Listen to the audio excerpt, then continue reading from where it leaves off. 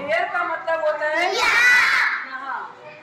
जैसे Rudra is standing there, क्या मतलब होगा इसका? हाँ, रुद्र वहाँ खड़ा है। आई एम स्टैंडिंग हियर, इसका मतलब क्या होगा? मैं यहाँ खड़ा हूँ, या फिर मैं यहाँ पर खड़ी हूँ। मैं यहाँ पर खड़ा हूँ। समझ में आ गया? अब इसके बाद ही इज देयर, क्या मतलब होगा इसका? वह वहाँ है। शी इज हियर, इसका मतलब क्या होगा? का मतलब होता है वह।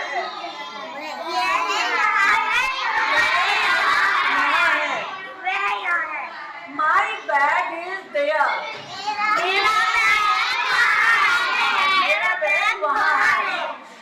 योर बैग इज हियर,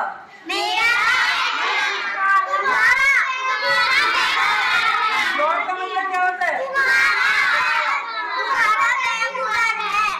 ये बात समझ में आ गई? जब इसका मीनिंग यहाँ और वहाँ होता है वो तो आपने क्लियर समझ लिया है। अब आगे का आप समझिए।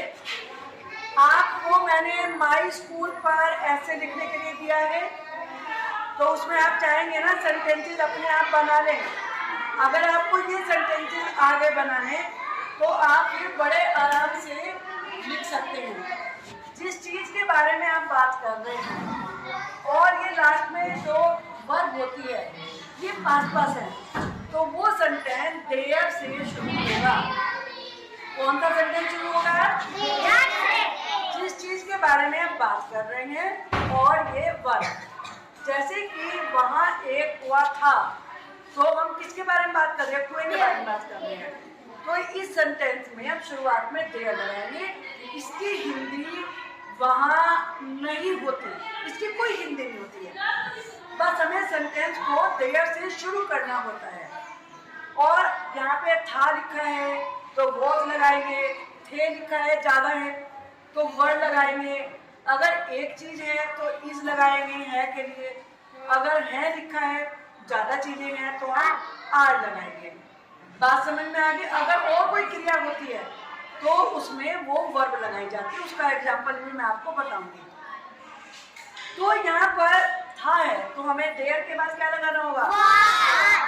There was a well there. अब तुमने सोचा कि इसमें दो बार देयर क्यों आया? इसलिए इसमें दो बार देयर आया है क्योंकि इसमें वहाँ भी लिखा है। हमें वहाँ की भी इंग्लिश लगानी होगी और वहाँ की इंग्लिश क्या होती है? क्योंकि जिससे हम देयर से शुरू कर रहे हैं इसकी कोई हिंदी होती नहीं है, इसका कोई हिंदी नहीं निकलती है और सेंटेंस में हमारे वहाँ भी लिखा है, तो ये वाले वहाँ के लिए हम देयर लास्ट में लगाएंगे। There was a well there. बात समझ में आई? अब आगे देखिए। मेरे घर में 2 टीवी हैं, इसमें है लिखा है ना, और ये वाक्य किसके बारे में है? टीवी के बारे में है। तो ये नाउन और ये वर्ब पास है ना, तो ये देयर से शुरू होगा। अब देयर के बाद हमें सोचना पड़ेगा हम इज लगाएं, आर लगाएं, वॉज लगाएं, वर्ड लगाएं। तो उसके लिए ये देखना होगा। आर इसलिए लगा है क्योंकि टीवी एक नहीं दो है।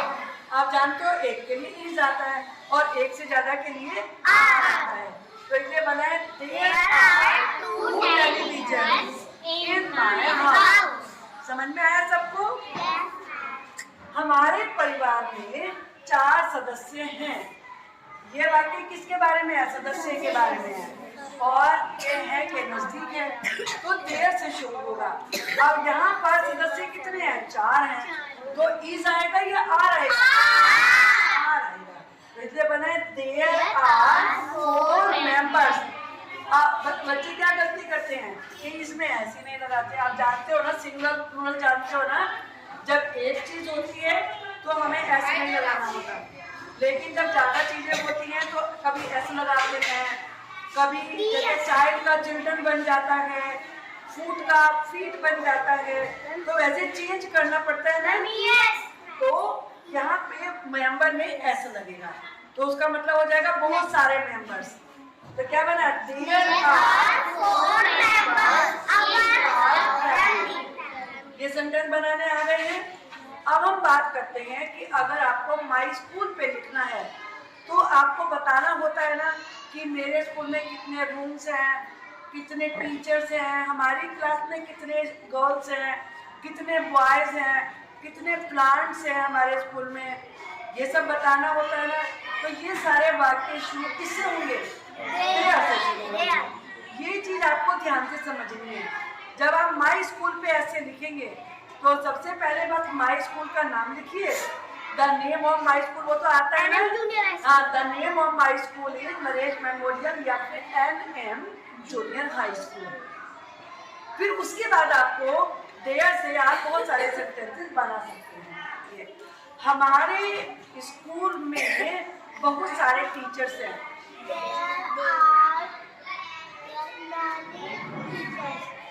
हमारे स्कूल में वेरी गुड। तो क्या बना हमारा सेंटेंस?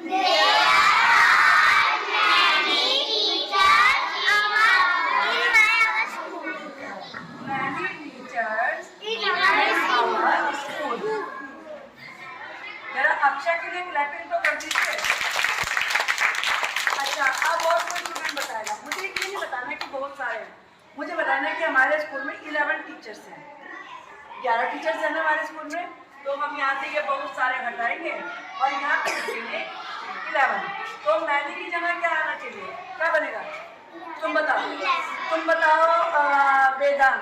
वेदांत। हमारे स्कूल में 11 अध्यापक हैं, हमारे स्कूल में 11 टीचर्स हैं।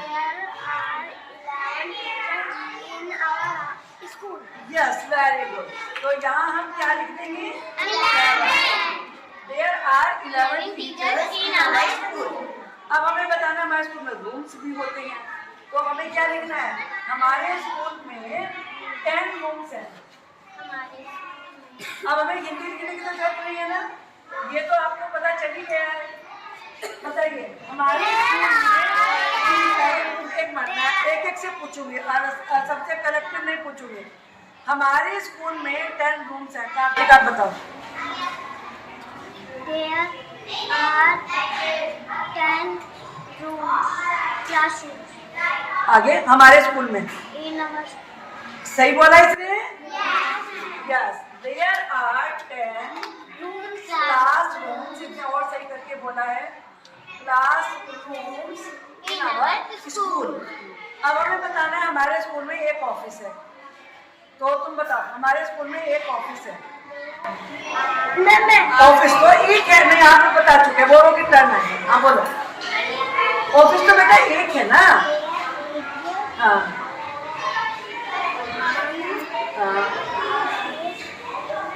हाँ, देयर इज 1 की जगह आप एन लगा सकते हैं, क्योंकि जो ऑफिस है वो ओ से शुरू हो रहा है, तो ए के बजाय क्या लगाएंगे हम? एन लगाएंगे और यहाँ पे लगेगा देयर इज, एन भी लिख सकते हैं, 1 भी लिख सकते हैं। An office in our school, ये ऐसे बन जाएगा। देयर इज एन ऑफिस, या फिर हमने क्या बताया था आपने? 1 भी बता सकते हैं। There is 1 office in our school. अब हमारे स्कूल में आप बताइए 160 स्टूडेंट्स हैं।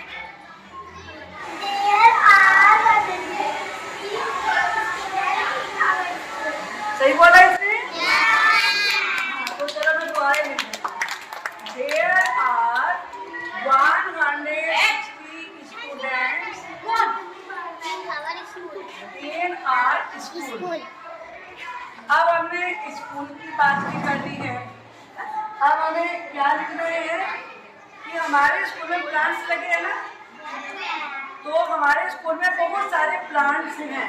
आप कौन बताएगा? जानवी बताइए। प्लांट्स सही बोला इसने? हाँ, तो क्या सेंटेंस बना?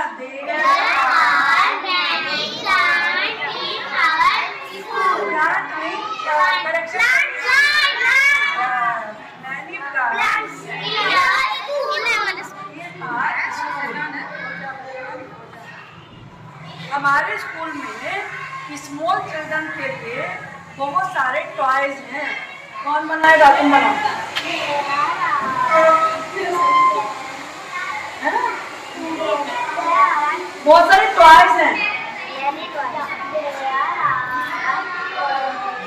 Many toys. और स्कूल, लेकिन टॉयज बड़े बच्चों के लिए तो नहीं है ना, छोटे बच्चों के लिए है।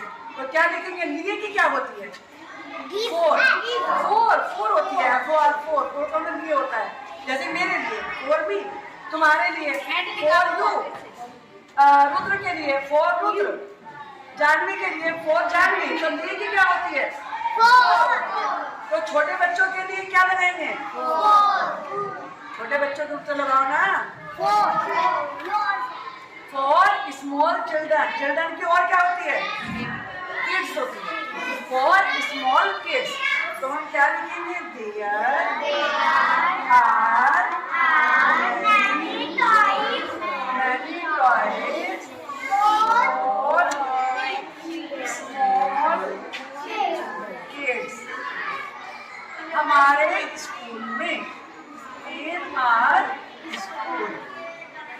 बात समझ में आएगी? तो इस तरीके से आप बहुत सारे सेंटेंसेस उसमें बना सकते हैं और एंड में आप लिख सकते हैं। आपको यही बताना होगा आपके क्लास टीचर का नेम क्या है और आपके जो टीचर्स हैं वो कैसे हैं, पोलाइट हैं, जेंटल हैं, सिंसियर हैं, हेल्पिंग हैं। ये आप उसमें अपने ऐसे में लिखेंगे जब आप माई स्कूल के ऊपर लिखेंगे। और साथ में और क्या बताएंगे? आपको क्या बताना होगा अपने स्कूल के बारे में? कि आप अपने स्कूल से प्यार करते हैं। तो इसकी क्या होती है? मुझे अपने स्कूल पे बहुत गर्व है। क्या होगी इसकी? गर्व क्योंकि proud, I am proud of my school.